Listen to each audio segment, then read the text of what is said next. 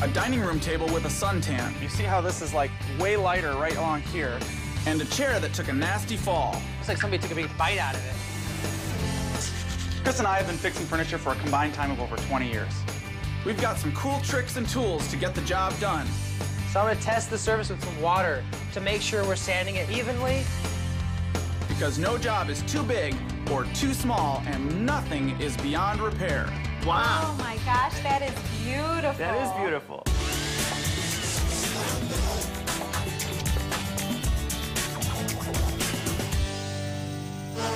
Today it's all about trash dining room furniture that needs to be restored to elegance.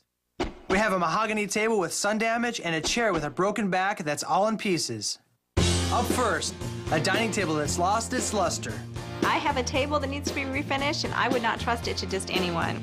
Basically, it had a lot of use and a lot of wear and tear on it, and I want to get it back to its natural beauty. I see you got your table sitting outside here. Did it need a suntan? Part of it has a suntan, and this is why I brought it outside, so I could show you guys the problem with the discoloration in the table. I see that. Man, Chris, this is really messed up. You see how this is like way lighter right along here? Right. And darker in that center section all the way through. This is because a table runner was left on the center for years. The rest of the table's been exposed to sunlight through a window or whatnot, so it doesn't match anymore. To make this table match, we need to strip and sand the wood down to a new surface and then stain it back to elegance. We'll have to do some fill work on all of these areas that are chipped on the corners from people banging it together. Absolutely.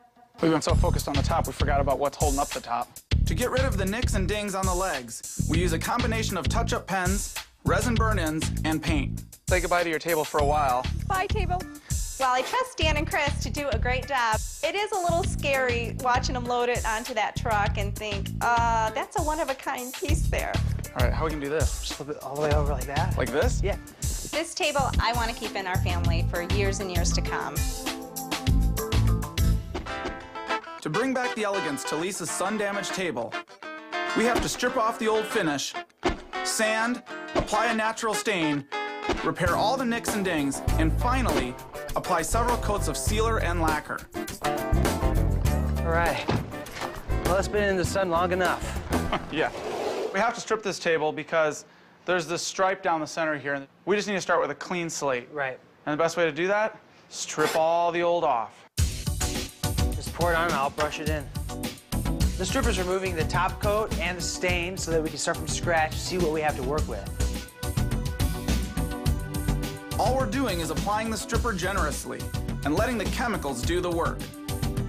One thing you don't want to do when you're stripping is continue to overbrush it. You want to apply it with one swoop if you can, get it nice and smooth, and it seals in all the chemicals that do the stripping. After 10 minutes, the finish is bubbly and ready to scrape. So one thing that I like to do before I use a new scraper or one that is starting to get kind of worn is lightly sand the edges. The reason is when you go to scrape off the old stripper or the old finish, if you have a jagged edge, you're going to dig into the veneer. And with some of the thin veneers nowadays, you might have a real problem on your hands. What we're removing now is all the wax buildup and polish over the years, the old lacquer finish that's starting to fail and check. Maybe a little bit of stain. Looks like it's working pretty good. Now that the stripper's been applied, since we have a curved edge here, I'm using these wood shavings. It helps to scrape off the stripper and absorb the stripper at the same time. After stripping, what we want to do is evenly sand this entire tabletop and then take a look at it again to see what the next step will be. So with sanding this piece, we want to make sure that we're sanding with the grain as much as possible and evenly. We don't want to sand a little bit here and then a little bit there. We want to sand this thing with the grain and evenly. Hey, Chris!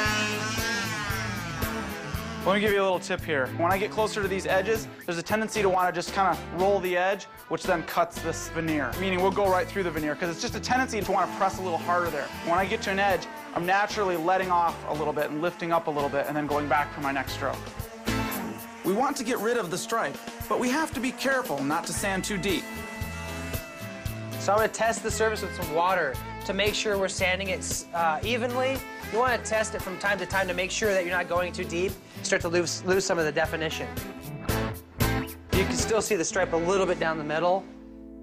But we've sanded as far as we can. Let's hope the stain we apply later gets rid of the stripe, bringing the table closer to elegance. And that sun-damaged stripe starts to become a distant memory. Look at how great these leaves came out. Next on Beyond Repair. Add years of life to your favorite furniture. Go to hgtv.com/Beyond Repair to find out how to make it look like new. We're restoring dining room furniture back to elegance. Lisa's dining table was severely sun damaged. You see how this is like way lighter right along here. So we stripped and sanded it all away.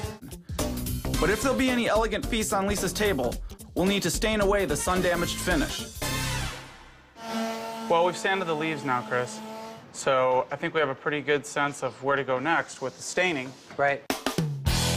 This is a natural stain, and that seems to be looking pretty good. Just like any kind of color matching, I think you start with the lightest color, because if you go and put on a real dark stain, you can't go backwards. We don't want to in any way inhibit the wood from showing all of its color. That's really crucial here because this wood has a great reflective quality to it, especially this beautiful maple inlay on the edge here, some kind of a quilting. When I refer to quilting, I'm talking about the pattern that's in the actual wood itself. They call that quilting when it has a very reflective quality like that. So now what we're doing is we're just removing all the stain that did not absorb. You want to do that before it gets sticky and starts to dry on the surface. Look at how great these leaves came out. They almost match exactly in color now. Definitely. The natural stain did such a good job at evening out the table's color and removing the runner stripe that there's no reason to add a darker stain. Coming up. Since the top's gonna look so perfect, we don't want this to look beaten. So we show 3 different ways to do touch-ups.